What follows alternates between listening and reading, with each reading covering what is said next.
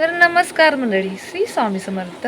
मी वर्षा, मी तुमचं माझ्या बिटी फॅमिली कट्टा या चॅनेलवर मनापासून स्वागत करते. तर आजच्या या व्लॉगमध्ये मला माझ्या सासरकडचा एक प्रसंग सांगायचा आहे. हा प्रसंग माझ्या लग्ना अगोदरचा आहे, खूप वर्षापूर्वीचा प्रसंग आहे. तर तुम्हाला तर माहीतच आहे, हे आमचं चिकोत्रा धरण. तर हे चिकोत्रा धरण जेव्हा म्हणजे बांधायला काढलं तेव्हा या झुलपेवाडीत जे ग्रामस्थ आहेत, आमच्या पुढे जे लागतं बेगवडे असेल किंवा बाजूलाच असणारं चिमणे, ह्या 3 गावाच्या जमिनी या धरणामध्ये गेलेली आहे. तर या धरणामध्येच आमच्या सासरे बुवांची वडिलोपार्जित असणारी जमीन तीही त्या धरणामध्ये गेलेली आहे. तर तुम्हाला मी दाखवते की कोणत्या साईडला आमची जमीन होती.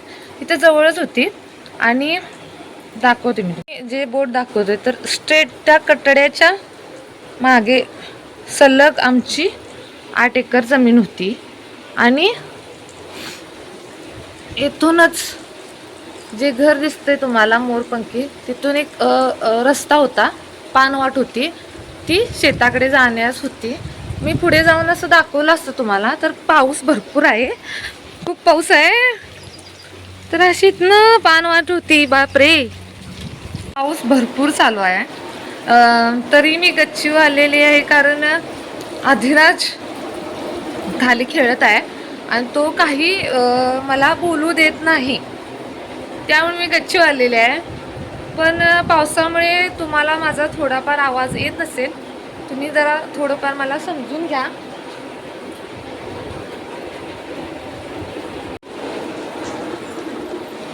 तर मी इथे बसते. तर मी तुम्हाला सांगितलंच आहे की आमची जी जमीन आहे ती धरणामध्ये गेली. म्हणजे जेव्हा धरण बांधायला सुरू झालं ती धरणामध्ये गेली. म्हणजे ती जमीन आमच्या आजी सासऱ्यांच्या नावावर होती आणि आमच्या आजी सासऱ्यांना दोन मुलगे होते. म्हणजे आमच्या सासरे बुवांच्या बरोबरच आणखी एक त्यांना भाऊ होता. तर ते गव्हर्नमेंट जॉबला होते, मुंबईला अर्थव्यवस्थेत खात्यात होते ते मंत्रालयाला. तर काय झालं, त्यांना काय जमिनीची गरज नव्हती.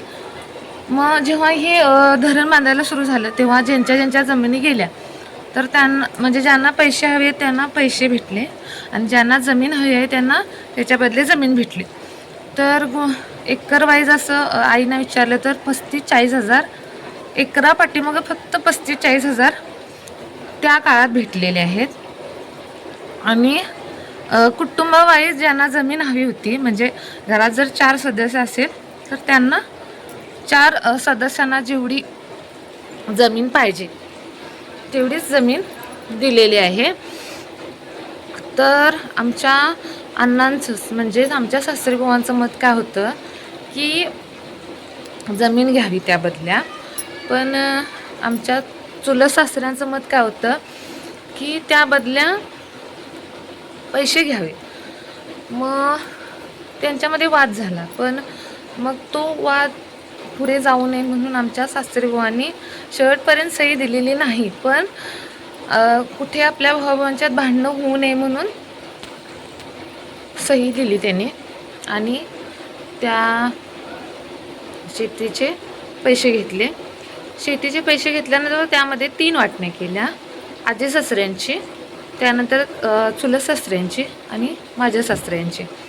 तर कसं होतं, जे चुलत सासरे होते ते एवढे जास्त आमच्या सासरेबांच्या बरोबर म्हणजे जास्त त्यांचं पटत नव्हतं. तर ते मुंबईलाच असायचे ते आणि त्यांच्या म्हणजे माझे ज्या चुलत सासूबाई आहेत त्यांचा एवढा जास्त संपर्क आत्ताही नाही आहे. म्हणजे माझे चुलत सासरे वारून गेलेले आहेत. त्यांना म्हणजे थोडे आजारी होते, त्यामुळे ते धरण बांधून म्हणजे धरण जेव्हा बांधायला चालू झालं त्यानंतर 4 वर्षांनी ते वारले. तर ते आता तुम्हाला माहीतच आहे की त्या धरणातून त्यांनी पैसे घेतले. तर आमचे अण्णा एवढे म्हणजे शिकलेले नव्हते, त्यामुळे त्यांच्या घरच्याच बाजूला एक म्हणजे त्यांच्याच ओळखीचे जिवलग जे असतील, म्हणजे मित्र म्हणा किंवा ओळखीची व्यक्ती, त्यांनी काय सांगितलं की हे सर्व पैसे तुम्ही गावच्या संस्थेत ठेवा. म्हणजे गावात एक पतसंस्था होती, त्या पतसंस्थेत त्यांनी ते पैसे ठेवले, सर्व पैसे ठेवले. त्यांना जमीन घ्यायची होती, पण जेव्हा म्हणजे अजून भेटत नव्हती, त्यामुळे त्यांनी ते पैसे पतसंस्थेत ठेवलेले. त्यांचा हा पण विचार होता की जवळ आमच्या गावापासून एक थोड्या अंतरा उत्तूर हे गाव आहे, तर उत्तुरामध्ये एक घर घ्यायचं होतं. पण माझ्या आजी सासूबाईंची इच्छा होती की आपण जमीनच घ्यायची. तर ते पैसे बँकेत ठेवले. तर काय झालं, ती बँक थोड्या वर्षांनी बुडली. काय झालं, ज्यांनी कर्ज काढलं त्यांनी कर्ज फेडलंच नाही, आणि जे ठेवीदार होते त्यांचे पैसे बुडाले. त्यामध्ये आमचे बी सासरे बुवांचे पैसे पूर्ण बुडाले, काहीच राहिलं नाही, ना जमीन ना पैसा. फक्त आत्ता जे तुम्हाला सगळं दिसतं त्या अण्णांनी असेल किंवा आमचे सासू सासरे सगळं, म्हणजे अण्णा म्हणजेच आमचे सासरे, तुम्हाला माहीतच आहे. तर सासू सासरे, माझे दीर व माझे मिस्टर यांनी कष्टाने उभं केलेलं आहे सर्व काही असेल ते. तर पैसे तर बुडालेच, तर ते एवढ्यापर्यंतच राहिलं नाही, तर ती संस्था बुडाली. त्यामध्ये आमच्या आई चेअरमनपदी होते. तेही आईंना माहीत नव्हतं. आईंची खोटी सही करून आईंना चेअरमनपदी निवडलेलं होतं, ते आईंना माहीतच नव्हतं. तर ज्यांची आता आमच्याबरोबर ज्यांची पैसे बुडालेत त्यांनी त्या संस्थेवर केस टाकली. त्यात आमच्या आई बी निघाल्या. खरं आईंची आमच्यात चूकच नव्हती, तरीही त्यांना महिन्याला जोपर्यंत केस होती तोपर्यंत कोल्हापूरला जायला लागायचं. म्हणजे पैसे तर बुडालेच, आणि आम्ही त्यात ठेवीदारांनी केस घातली आणि आईनानी सारखं खेटा घालायला कोल्हापूरला जायला लागलं, काही चुकी नसताना. यामध्ये चांगल्या माणसांचं बळी गेलेले आहेत. आईंच्याबरोबर आणि भरपूर व्यक्ती आहेत, त्याही असंच खोट्या सही करून त्यांना मॅनेजरपदी व चेअरमनपदी बसवलेलं. त्यांची आता मी नावं घेणार नाही, कारण मी आता गावातच आहे. तर त्यानंतर आमचे जे जीर असतील त्यांनी इंजिनिअरिंग साईट घेतली, आणि त्यावेळी आमच्या आजी सासूबाई आजारी पडल्या, आणि त्यांना म्हणजे ब्लड कॅन्सर झाला, त्यामुळे त्या वारल्या. त्यांनी म्हणजे असं घराची परिस्थिती नसताना, म्हणजे पोटात त्यांना दुखायचं, पण घरची परिस्थिती अशी आहे त्यामुळे त्यांनी आपलं आजार पण दाखवलं नाही. मग त्या शेवटच्या स्टेजला गेल्या तेव्हा ते सगळं निदान कळालं त्यांना की त्यांना ब्लड कॅन्सर झालेला आहे. मग त्यांचं ऑपरेशन वगैरे झालं, पण म्हणजे जगले नाहीत त्या. त्यानंतर आमचे मिस्टर BSc ला होते. त्यांनी काही म्हणजे असा दुसरा कोर्स वगैरे केला नाही. BSc करत करत त्यांनी सायकल रिपेअरिंगचं दुकान असेल ते टाकलेलं, मोबाईलवर रिचार्ज मारत होते. तर BSc वरून जेव्हा गडिंग्लजवरून येत होते तर मोटरीचे मीटर असतात त्यांचे बिलासाठी फोटो काढत होते.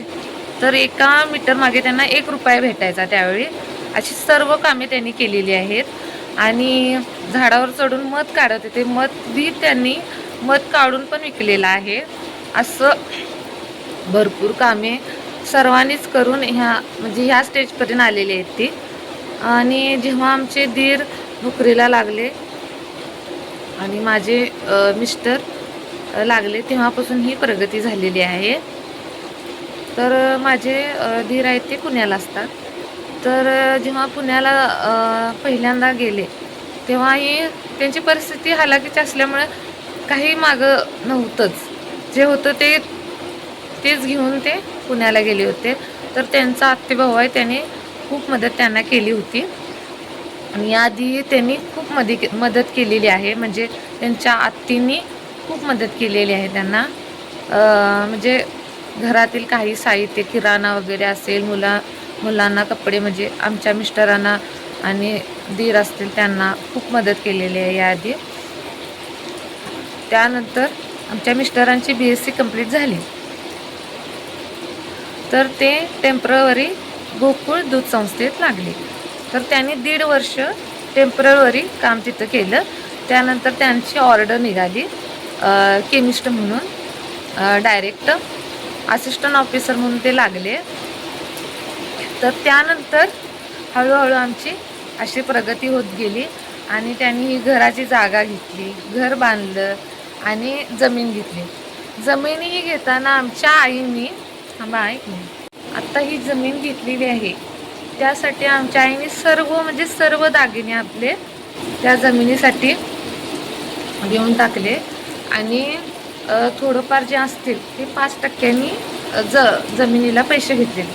तर ते 5%चे पैसे महिन्याला भरता, म्हणजे 5%चं व्याज भरलं नाही म्हणून गावातलीच व्यक्ती आमच्या अण्णांची बैल घ्यायला आला होता की तुम्ही पैसे भरले नाहीत आणि आम्ही बैल घेऊन आलो. तर त्यावेळी त्यांच्या बहिणीने एक 12वीची त्यांची बहीण आहे, त्यांनी मदत केली होती. तर त्यानंतर त्यांनी जमीन घेतली, सर्व सुरळीत लागलं. मामींची आणि आता आम्ही घेतलेली जमीन ते करतात. आणि ते तर घर बघितलंच आहे तुम्ही, हे घर बांधलं. अशा प्रकारे म्हणजे त्यांनी खूप असं काही नसताना आता जे तुम्हाला दिसतंय ते निर्माण केलेलं आहे. तर मला आजच्या व्लॉगमधून एवढंच सांगायचं आहे की किती कठीण परिस्थिती असली, आपल्याला संपत्ती नसू दे, आपल्या मनात जर जिद्द असली आणि कष्ट करण्याची ताकद असली तर आपण काहीही करू शकतो. फक्त आपल्या मनावर विश्वास असला पाहिजे, एवढंच मला सांगायचं होतं. तर तुमचीही काहीतरी, म्हणजे तुमचाही काहीतरी प्रसंग असला, तुम्ही जर कष्टातून जर पुढे आला असेल तर मला कमेंट करून नक्की सांगा. आणि माझा हा व्लॉग तुम्हाला कसा वाटला तेही कमेंट करून नक्की सांगा. आणि माझ्या व्हिडिओला लाईक करायला आणि शेअर करायला विसरू नका.